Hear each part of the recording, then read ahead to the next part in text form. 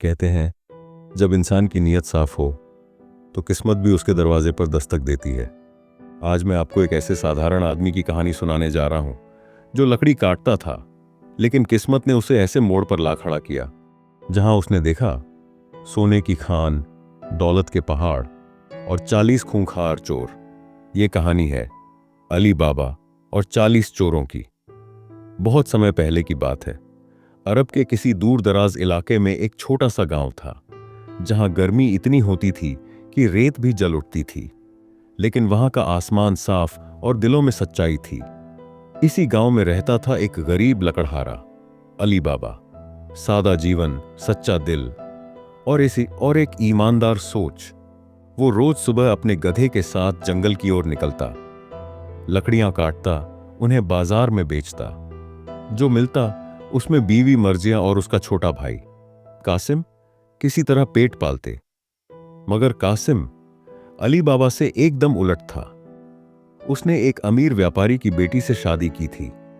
उसके पास दौलत थी, मगर दिल में घमंड।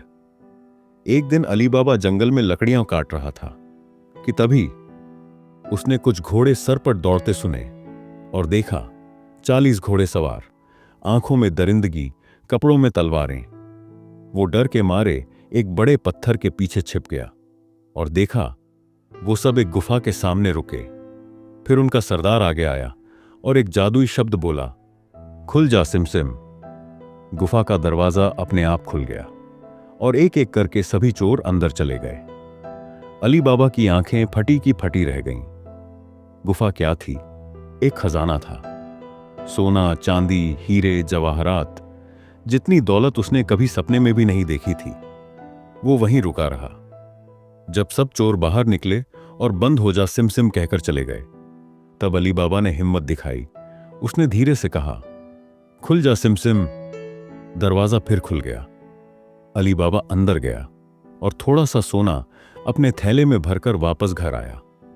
बीवी को बताया, मगर दिल में डर था, कहीं किसी को पता ना चल जाए। लेकिन जल्द ही उसका लालची भाई कासिम देखता है कि अली बाबा के पास अचानक दौलत कहां से आई। कासिम जबरदस्ती पूछता है और सच्चाई जानकर खुद जाता है उस गुफा तक। मगर जैसे ही वो गुफा के अंदर गया और दौलत समेटने लगा, वो भूल गया कि बाहर निकलने का जादुई शब्द क्या था। बंद हो जा सिमसिम। अरे नहीं, खुल जा सिमसिम।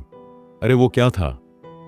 चोर वापस आए और उसे गुफा में पकड़ लिया और वहीं उसका अंत हो गया। जब अली बाबा को भाई के गायब होने की खबर मिली तो वो गुफा में गया और भाई का शव लेकर आया। गांव में ये बात छुपाई गई, लेकिन चोरों को शक हो गया। उन्हें लगा कोई और भी जान गया है इस गुफा के बारे में। अब शुरू हुई एक डरावनी लड़ाई, दिमाग बनाम दहशत।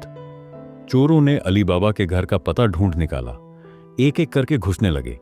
लेकिन अली बाबा के घर में काम करती थी एक होशियार दासी, मरजाना। उसने चोरों की चाल समझ ली और एक एक करके सारे चोरों को गर्म तेल से मार गिराया। आखिर में बचा सिर्फ उनका सरदार, जो एक व्यापारी के वेश में अली बाबा के घर घुसा। लेकिन मरजाना ने उसकी चाल भी पहचान ली और अली बाबा की मदद से उसे भी खत्म कर दिया। अब गुफा का रहस्य सिर्फ अली बाबा और मरजाना को पता था।